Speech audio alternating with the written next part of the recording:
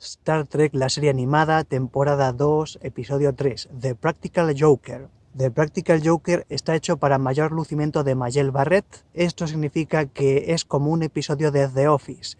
Sabes que es comedia, pero a lo mejor no te ríes. Todos los aficionados saben que The Practical Joker contiene la primera mención a la holocubierta. En la nave de Kirk se llama Recreation Room, la sala de recreo. Lo que me parece más interesante es que este cuento jocoso confirma un dato sobre la alimentación.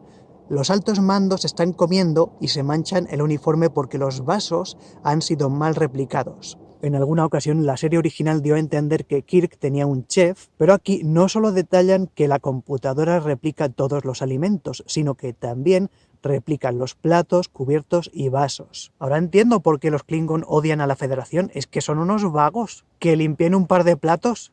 Dentro de lo que llamaríamos el sueño de Gene Roddenberry está buscar nuevas formas de vida, nuevas civilizaciones, pero también está el factor dilitio.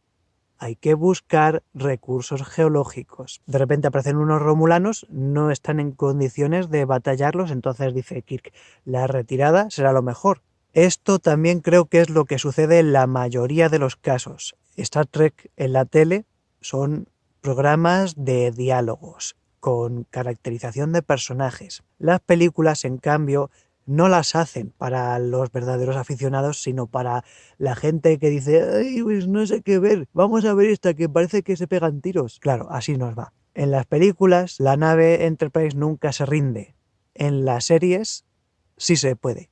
Entonces se meten en una nube mágica que hace que la computadora de la nave se vuelva una bromista. Suceden bromitas así como ju, ju, ju, ju, ju. Es todo muy blanco, muy para todos los públicos. No aparece nadie con los pantalones al revés ni nada raro. Pero empieza a ponerse peligroso. Empieza la computadora a bajar los controles de temperatura. Empieza a cambiar las condiciones gaseosas de la atmósfera interna. Se empieza a poner la cosa seria. La gravedad del asunto se rebaja con la interpretación de Majel Barrett. Majel Barrett siempre estaba haciendo cosas muy guasonas. Aquí podemos escucharla haciendo de la computadora de la nave, igual que lo haría en la nueva generación, pero en The Practical Joker la escuchamos de un modo muy humano. Uno casi diría, a ver si es que en la nube esa se escondió Control al final de la temporada 2 de Discovery. Nah. Eso es una nube loca y ya está. La computadora de la nave se vuelve loca también y empieza a decirle a Kirk, di por favor. Y en el doblaje latino dice, dime computadora hermosa. Pero en inglés es incluso más interesante todavía porque dice en inglés, say pretty please with sugar. O sea, le está diciendo al capitán que se lo diga por favor y además con cariñito. Está pidiendo amor. No amor en plan, dime buenorra.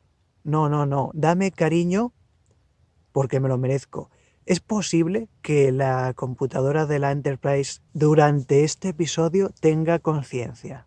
La cuestión es que no para de hacer bromas y hay personas que hacen así. En lugar de comportarse de una manera respetuosa, se ponen a hacerte bromas hasta el punto de hacerte daño, porque lo que les importa de verdad es recibir una atención que nunca han recibido. El ordenador del Enterprise puede que siempre estuviera ahí preparándole la comida a la tripulación y ni un triste gracias. O era una nube loca. Me pareció un poco despropósito el que dedicasen tanto tiempo a los chistecitos y a las bromitas de la tripulación en el puente y dedicasen tan poco tiempo a las aventuras dentro de la holocubierta. Pintaron un montón de fondos y no los llegaron a explorar. Pero bueno, yo también entiendo a los dibujantes de Filmation que dijeron, a ver, tenemos que hacer dos escenas dentro de la holocubierta. Una es un laberinto lleno de detalles hermosísimos y el otro es un campo nevado. ¿Con cuál vamos a gastar menos pintura? ¿Con la nieve? Con la nieve vamos.